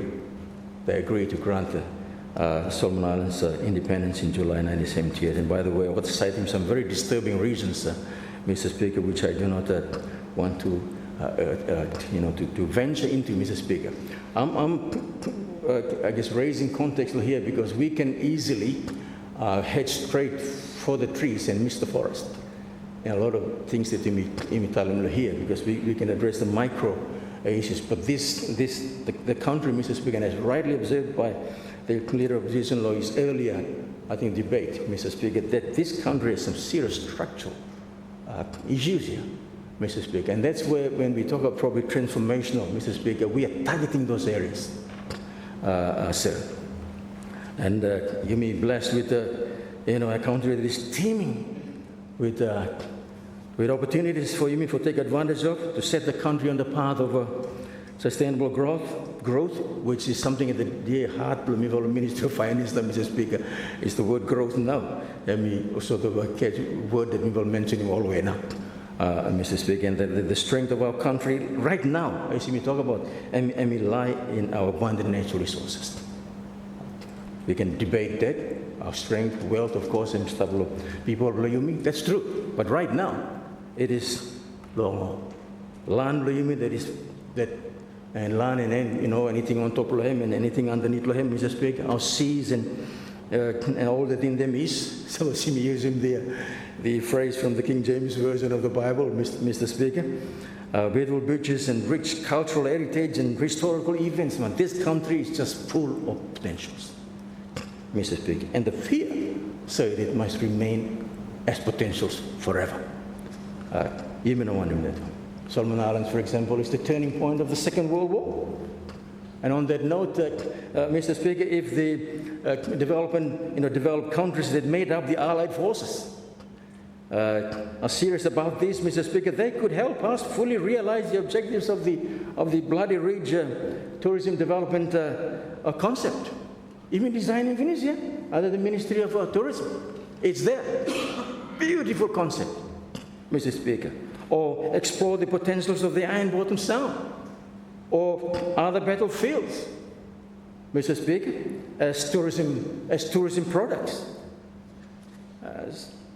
This will be sidetracked a little bit also, but that would make our annual commemoration of the war on Guadalcanal more meaningful for Solomon Islanders, Mr. Speaker, at least for tourism sectors. In saying that, however, sir, may I qualify him? We must fully acknowledge the tremendous contribution of our traditional partners in the development of country, believe me, since we began in political independence in 1978, Mr. Speaker. As a matter of fact, I don't know where this country would be without the tremendous contribution of our traditional development partners in the health, in the education, and the security sectors, Mr. Speaker. Now this, sir, is further boosted and brought to a different level in the 5 short years by the addition of the People's Republic of China as our newest partner in 2019, Mr. Speaker. Now, having made that acknowledgement, Mr. Speaker, and the Leader of Opposition and raising some comment to that effect, I want to say with all due respect, Mr. Speaker, our engagement with all our development partners is in this complicated geopolitical world is guided by our foreign policy of friends to all and enemies to none. As a least developing country, Mr. Speaker, not developing, but at least no. So, a country, we cannot afford to take sides, Mr. Speaker. As Minister of Finance, sir, I have no problem accepting good governance conditionality that are attached to all their development assistance, and sir, I have been cooperating so far. I've been cooperating so far. But I will not accept, Mr. Speaker, any conditions that require us to be a party to the geopolitical agendas of some countries to target other countries. That one, no, Mr. Speaker. And I'm saying that because I'm aware there is a lot of maneuvering on that front lately since we came into power. And I just want to commend the Prime Minister for his staunch stand, Mr. Speaker. My point in saying all of that, sir, is to emphasize the point that we have all the potentials we referred to above, including aid assistance, and yet, Mr. Speaker, we are still struggling to put our country on a path of sustainable growth, Mr. Speaker. So, yes, we can come directly over the micro issues here, Mr. Speaker, but I think let's look at the macro, over the bigger issues here, and that's where the policy law government to address transformation changes and becoming. And then something probably still wrong, sir, and this is where the commitment to transformational changes by GNAT is a serious matter, Mr. Speaker. The statistics are showing very, very worrying scenarios, Mr. Speaker, and so we take a daily increase. Because you add him about 50 people every day, Mr. Speaker, of population limit. So we take him daily increases, Mr. Speaker. The current population of Solomon Islands is 822,821 as of Wednesday last week, Mr. Speaker, based on the World Media's elaboration of the latest United Nations data, Mr. Speaker. And 22% of the population is urban, Mr. Speaker. And that translates to about 184,413 people in 2024 and growing, Mr. Speaker. And the mean age, of course, in Solomon Islands is 20.5 years. And now we have vibrant, young, strong people. And so we're directing over the good, Mr. Speaker, and addressing over the issues that you may raise in this House, Mr. Speaker. We will be developing an army of people who probably will be uncontrolled now. So this, Mr. Speaker, is compared with the country's economic performance, which are far from satisfactory. So if we go by real GDP growth, 2.8% in 2024, 3.4% 2025, 3% 2026, projecting 3.5% in 2027. No fit. This is compared, Mr. Speaker, with the average annual population growth of 2.3%. You may grow by 2.3%. Mr. Speaker, and net GDP growth compared with the 12 figures, Mr. Speaker, of 0.5% in 2024, 1.1% in 2025, 0.7% in 2026, 1.2% in 2027, accounting for the rate at which our population is growing, Mr. Speaker. So, why don't we go about all of this to emphasize the importance of transformational changes, Mr. Speaker. The way things are going, Mr. Speaker, unless we achieve the objectives of the major game-changing transformational projects and reform agenda that this government is pushing, Mr. Speaker, we will not be able to create enough jobs for our growing population. We will be struggling to provide quality education, health, justice, security services for our people, Mr. Speaker. We will continue to rely on the labor mobility scheme to provide employment for people, which is a shame, Mr. Speaker, but we're thankful that ought to come in to help us, Mr. Speaker. We will sink this country deeper into aid dependency. We are already a highly aid-dependent country, Mr. Speaker, but we will just sink this country deeper. Eventually, Mr. Speaker, you know what will happen? As a result of negligence on these matters, Mr. Speaker, we will make our country unattractive, not only to genuine investors, Mr. Speaker, but also to our own people who will want to migrate to Australia and New Zealand. It happened now. And I'm talking to all of us, Mr. Speaker, all of us. The Pacific Engagement Visa, for example, Mr. Speaker, while welcomed by many Pacific Island countries, is a policy that will encourage our people to lose hope in our country for easy life in Australia, Mr. Speaker. So, what am I saying?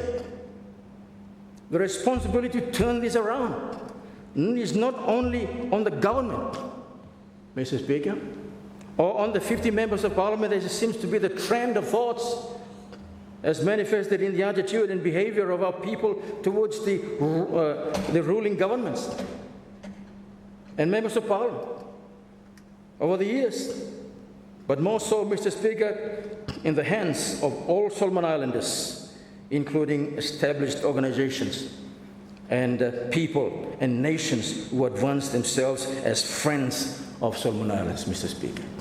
And when you're addressing more things like political stability, sir, wow. And Prime Minister a little bit mentioning that one. The success of the last, you're looking big things happen in the last 5 years. You will never enjoy political stability. So you're looking things happen, Mr. Speaker. Awesome, yeah? And so I'll just rush very quickly on this one, and then you finish about 5 o'clock today. So the Governor General, Governor General clearly presenting Gina's strategic policy for regrown Solomon Islands economy and providing improved services and employment opportunities for the growing populations over the next 4 years. And by me not addressing everyone, but with every minister by Dr. Lem, we're looking at the key role as elected leaders, importance of strong leadership and right policies addressing Solomon Islands' development challenges and economic recovery and growth and national unity. I'll go to those very fast, and we should finish then.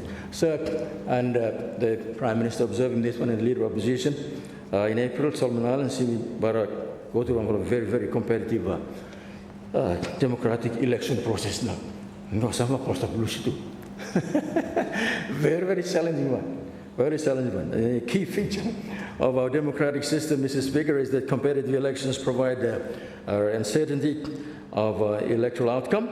It depends entirely on the decisions of the voters as they decide on whom and to what extent they will grant legitimacy to exercise power on their behalf, and when a change in powers should occur, Mr. Speaker. And I would like to congratulate everyone where if everyone come, win come now. And regardless of whether the MPs sit on our side or this side, Mr. Speaker, so we all have one common responsibility, and that is as elected representatives of people of Blue. So it is in this regard that we fully agree with His Excellency's Tok, Mr. Sir, when he reminded me of our national motto, to lead is to serve. And as the former President George Bush once said, and very interesting comment, he said, the concept of to lead is to serve emphasizes that if we expect others to give their best, then we ourselves must also set an example of giving our best, very best to our people. And he continues, it's pretty basic, pretty profound, but it is a concept that, and thought that has really stood the test of time. To lead is to serve, and we thank the founders of this nation. I would put him that one as our mottos. So, and strong leadership and priority setting, Mr. Speaker, as you may experience him, Solomon Islands economy and facing significant challenges in recent years, resulting in the macroeconomic environment being significantly disrupted. So never in the history of Solomon Islands, Mr. Speaker, as the economy went into a continuous recession over a 3-year period, Mr. Speaker.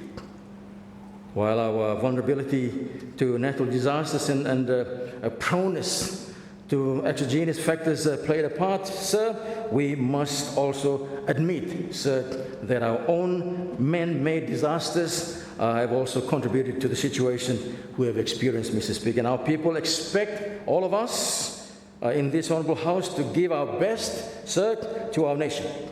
And although the economy is now on a recovery path, sir, it is abundantly clear, Mr. Speaker, that we cannot possibly afford to do everything for everyone all the time in short period, Mr. Speaker. Sir, need for strong leadership at all levels of leadership, Mr. Speaker. The message from the throne is very clear. And what I'm saying is that we are living in a changing time, Mr. Speaker, for Solomon Islands economy to grow and move forward. And it must in order to do that, you may look back, and at present the country needs a healthy dose of introspection, in identifying the key roots of instability that has plagued this nation for years, Mr. Speaker. And substantive and forward movements is not possible without political and social stability, as Mithalim already said. Social stability is not possible without political and economic stability. And so, sir, our priority must focus on the key ingredients of growing the economy and building our social stability at all levels of society. And that explains, Mr. Speaker, why the Jinad government had made the theme of the 2025 budget as accelerating transformative investment, a pathway towards a resilient and sustainable economy, sir. It was based on this conviction that the government had decided to put more resources in both the productive and resource sectors, and we will make sure, sir, that that happens, Mr. Speaker. Let's invest in growth.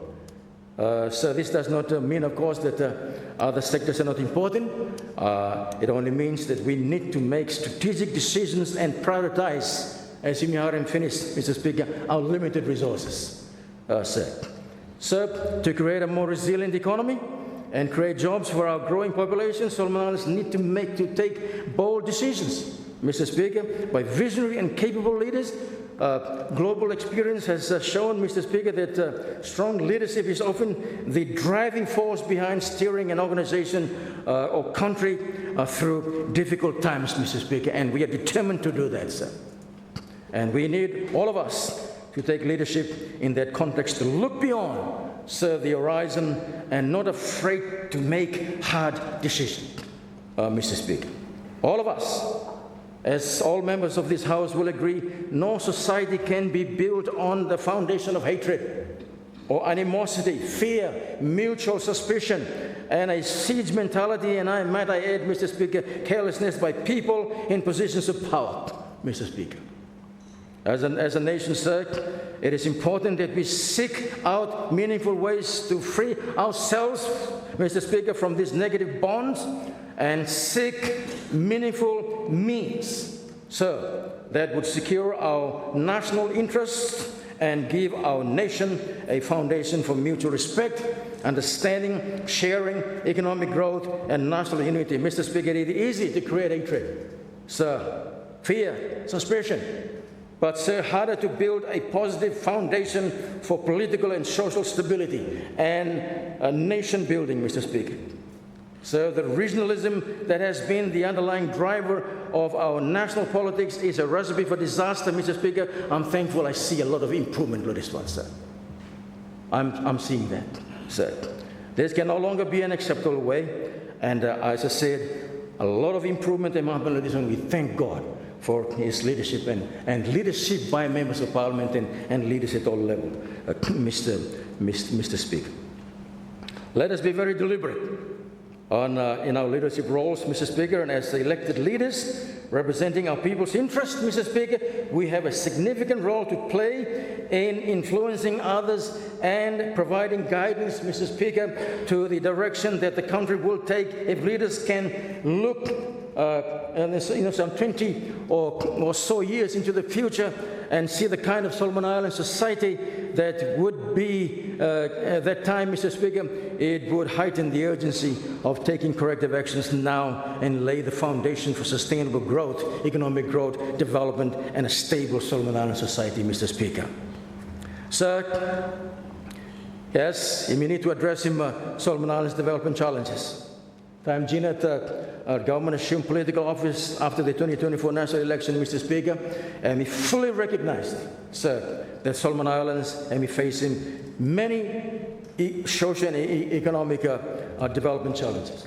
As a nation, Mr. Speaker, we must learn from our past development experiences and map a development path that is workable, that is robust, that is transparent and inclusive in implementation, Mr. Speaker. More than 45 years of looking after ourselves has enough time, Mr. Speaker, to show where we have gone astray in growing the economy and ensuring quality services for people with me, Mr. Speaker.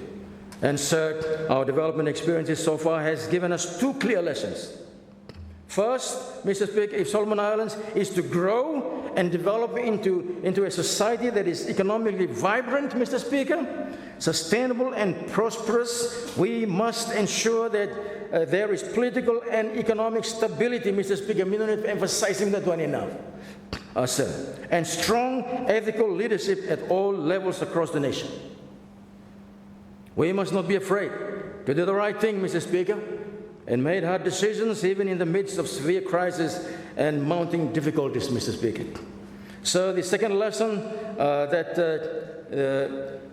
that the true wealth of our country does not only lie, as Smith Island first time, in our natural resources, their monetary values and the material goods alone. The true wealth of this country, Mr. Speaker, is people below you me in the long term. And the very people who got the vote in me come now, this for office, they say, and we stand up here and call them my people, Mr. Speaker. So the GNAT government and the development strategies are premised, a policy below government and the development strategies, Mr. Speaker, are premised on moving away from doing business as usual to actually getting things done in spite of whatever situation, Mr. Speaker, we're facing. Now, getting things done mean addressing our development and growth barriers, sir, and helping people, believe me, to help themselves to improve their own quality of life. And sir, Mr. Speaker, I fully agree with His Excellency when he said that our people should not be overly reliant on members of Parliament to provide cash handouts for their daily needs, sir. And over-dependence only showed that we have not fully developed our people's viable capacities to take care of their own needs over the years. Now, in a way, Mr. Speaker, over-dependency is a sign of bad development, sir. As this Honourable House would agree, sir, the task of transforming our people's socio-economic challenges are immense and well known, Mr. Speaker. Our economy really is small, and we talk about in private sector and still yet to be developed, and all these macro issues that we really need to address, Mr. Speaker, with government policy. And I want to believe, Mr. Speaker, that GNAD is committed to implement its policies and programs to ensure the economy grows and improves, the service delivery to people believe. And Mr. Speaker, reversing 3 years of successive of recession, and we need a combined, concerted effort by all of us in this country, Mr. Speaker. We must all work together as one nation and one team, beginning, of course, with all of us in this Honourable House, Mr. Speaker. Effective communication is, as one fellow said, one of the key features of strong quality leadership is effective communication. This is probably the most important skill needed by you, everyone. All throughout history, Mr. Speaker, great leaders have used effective communication to motivate people, galvanize them, and provide hope when there is no hope, Mr. Speaker. And that's with a call, Mr. Speaker, by the leader of the opposition, that ministers take charge of our minister and give the right political directives, right information, right expectations to the permanent secretaries, Mr. Speaker, is crucial. As other countries have experienced, Mr. Speaker, misinformation and miscommunication are the recipe for disaster, especially when people look to their leaders to provide a sense of calm and stability. And there is no doubt, Mr. Speaker, that the riots and massive looting and destruction of businesses experienced recently, Mr. Speaker, was the outcome of misinformation driven by other agendas, Mr. Speaker, which now is water under the bridge, and we are moving forward, Mr. Speaker. As elected representative, we must all lead our people with truth, integrity, and respect, as His Excellency, the Governor General, as rightly said, Mr. Speaker. So, as mentioned in the 2025 budget launching on Friday last week, Solomon Islands economy is now on a recovery path. It will grow by 2.8% as Thailand first time this year, and it's expected to grow further by 3.4% in 2025. And if we to serve our people well with quality education and health and services and provide the adequate employment opportunities for growing population, believe me, then it is crucial, Mr. Speaker, that the economic recovery process is adequately supported and sustained.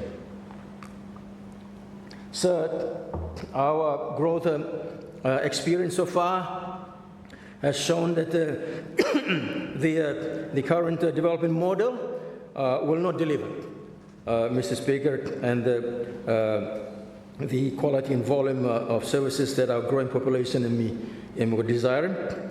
Over the last 45 years, Mr. Speaker, we have relied on a limited number of primary products for our livelihood and development. So this limited diversification in exports and the broader structure of the economy has been the underlying characteristics of our inability to effectively grow the economy in a sustainable manner. Mr. Speaker, our concentration in sectors with limited scope for productivity, growth, and quality upgrading, such as primary commodities, has resulted in less broad-based and sustainable growth, Mr. Speaker. Moreover, lack of diversification has also increased our exposure to adverse external shocks and macroeconomic instability. His Excellency, Mr. Speaker, the Governor General has rightly pointed out, sir, that GNAD is fully committed to revitalize the economy by supporting economic transformation, innovative programs, and sustainable practices. This, Mr. Speaker, will be done by enhancing infrastructure connectivity and building on our natural advantages for growth in agriculture, tourism, fisheries, and mining, with the aim of creating a resilient, diversified, sustainable, and inclusive economy that benefits all citizens, Mr. Speaker. Sir, economic growth and development through a special economic zone, by me, I'll let the minister responsible by me raising, but it is a transformational policy that is aimed at attracting high quality investments, and the minister responsible for that particular issue will talk more on that. So, tax reform, we are undertaking, sir, a comprehensive reform of the country's taxation system, as we hear and finish, which will see the removal of a number of tax bases, Mr. Speaker, with the introduction of the broad-based consumption tax model on value added, Mr. Speaker.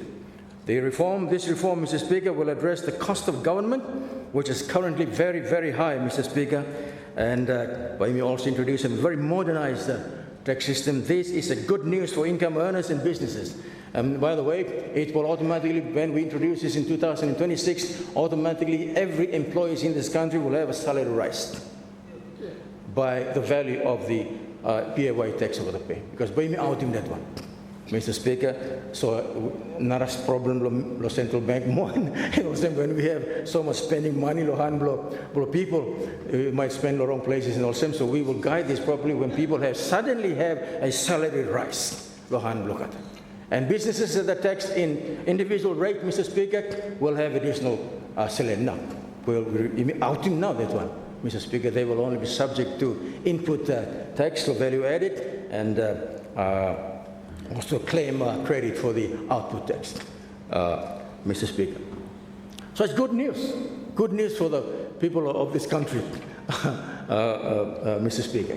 We are also working on unplugging, of course, unnecessary revenue leakages by working on the proper administration of tax policy, of exemption policy. And I will be approaching the cabinet shortly to suggest a number of improvement measures on this front, sir. Tax exemptions, sir, have a role to play in encouraging investment through addressing the high cost of government, Mr. Speaker. But it is to be properly managed. So investors will have to prove that they need him, because it's not a right, Mr. Speaker. And I'm suggesting that, and probably some of our suggestions that will be made, Mr. Speaker, that we tie exemptions down to specific performance. I must implement now by creating, by building this whole structure, what now by happen. So let's tie it down like this. And a perfect example of this, Mr. Speaker, was a number of years ago, the JSC school, Vela. It is fully funded by the government through exemption, Mr. Speaker. Every cent of that exemption and go to establish that school. That school is funded 100% by government. Emerson. So if we time down a specific performance maybe, and this idea of tax credit, that the member, the Minister of Health, to talk about him, sir, we might need to look at that, so that using taxation as a serious tool for driving development. Sir, saying that there must be a direct link between exemption and specific desirable outcomes. So, the transformational agenda by me, allow ministers for to talk about him. They're stuck, sir. They're still work in progress, and the Prime Minister mentioned some of the ministers will be highlighting some of the serious transformational changes at the macro, in addressing the macro issues of this country, get the structural issues correct, sir. Sir, me just touching over the key messages, national summit, and I think the Minister of Planning probably by me, let me talk about in this one, finish, and let me sit down because I'm going to go for time finish now. Sir, His Excellency rightly pointed out, sir, that the government committed to revitalize the economy through innovative and sustainable policies. A return to economic growth, Mr. Speaker, and continued sustainable and inclusive growth and social development are therefore important in the overall improvement in the well-being of all Solomon Islanders, Mr. Speaker. And this calls for the improved economic management and reforms to ensure broad-based economic development, and increased needs to be encouraged and facilitated, Mr. Speaker. Improving the environment for business, trade, and private sector-led growth is the key priority strategy for the government, Mr. Speaker. From 31st of July to the 1st of August, Mr. Speaker, as you said, the government and me organizing Manvola. Probably first have a national economic summit as part of the 100 days policy commitment of GNAT. When launching the economic summit, the Honourable Prime Minister said this, Mr. Speaker, and I want us to take note of what he said during this opening set.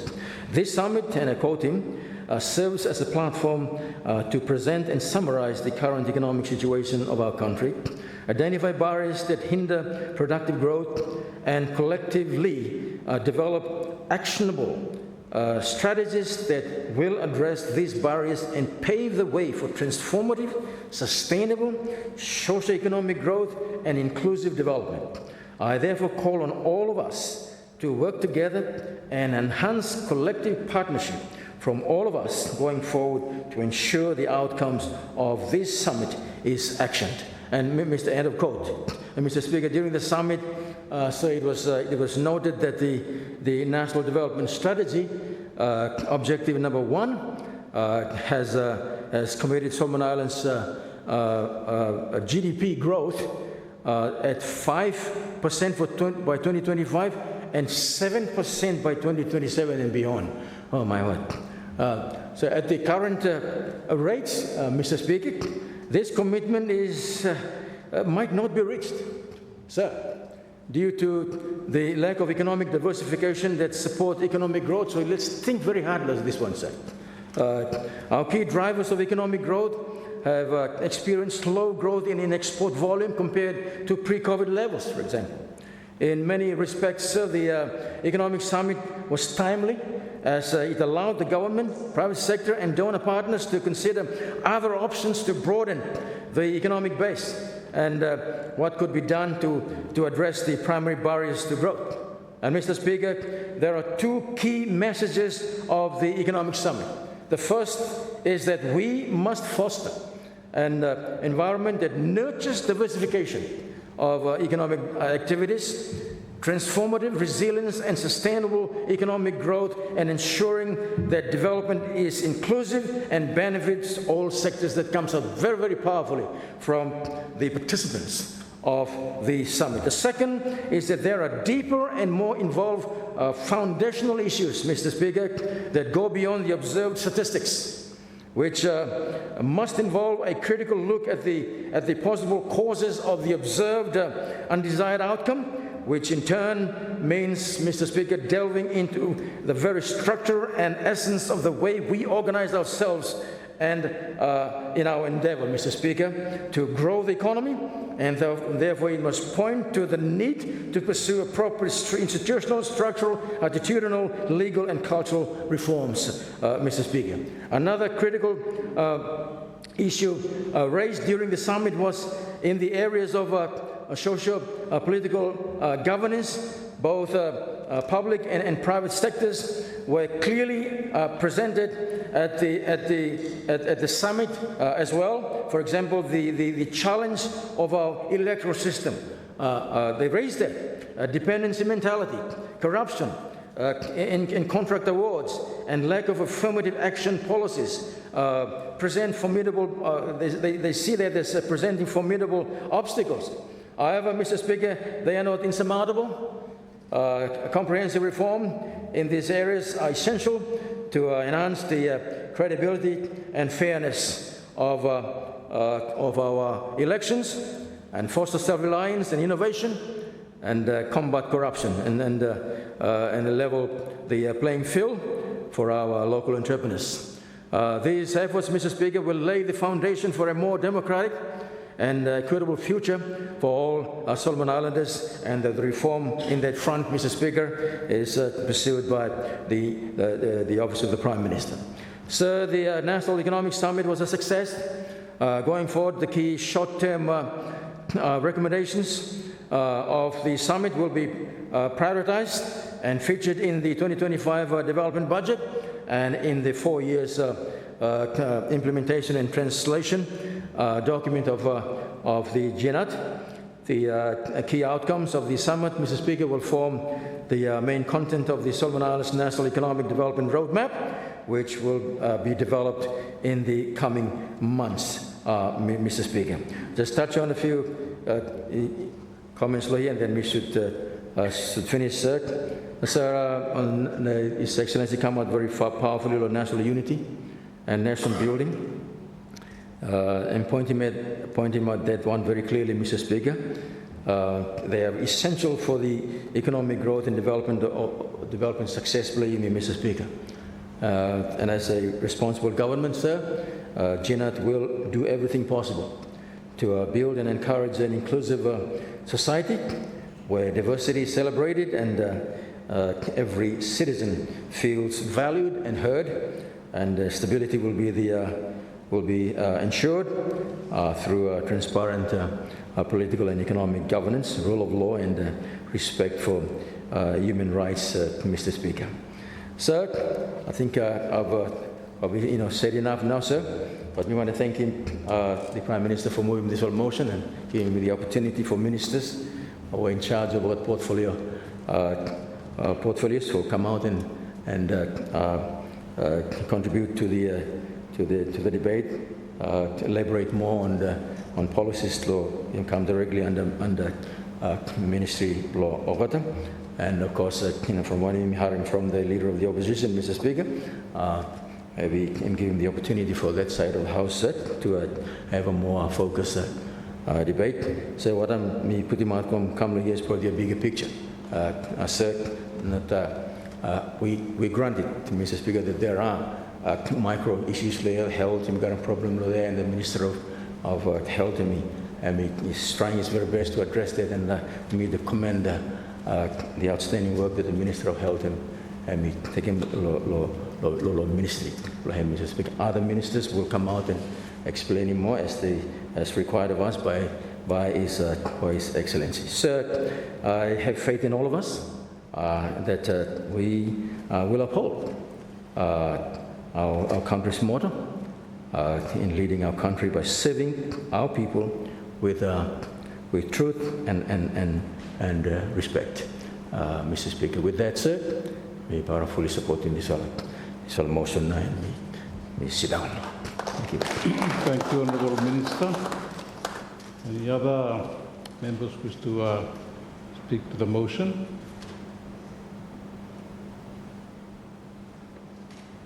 Honourable Prime Minister. Mr. Speaker, I move that the debate on the question be now adjourned until the next sitting day. Thank you, Honourable Prime Minister. The Prime Minister has moved that the debate on the motion be moved until the next sitting day. Would those in favour say aye? Aye. Those against say no? I think the ayes have it. The ayes have it. The motion is passed. Honourable Prime Minister. Mr. Speaker, I move that Parliament do now adjourn. Honourable members, the Prime Minister has moved that the motion does the House be now adjourned. Will those in favour please say aye? Those against say no. Thank you. The ayes have it.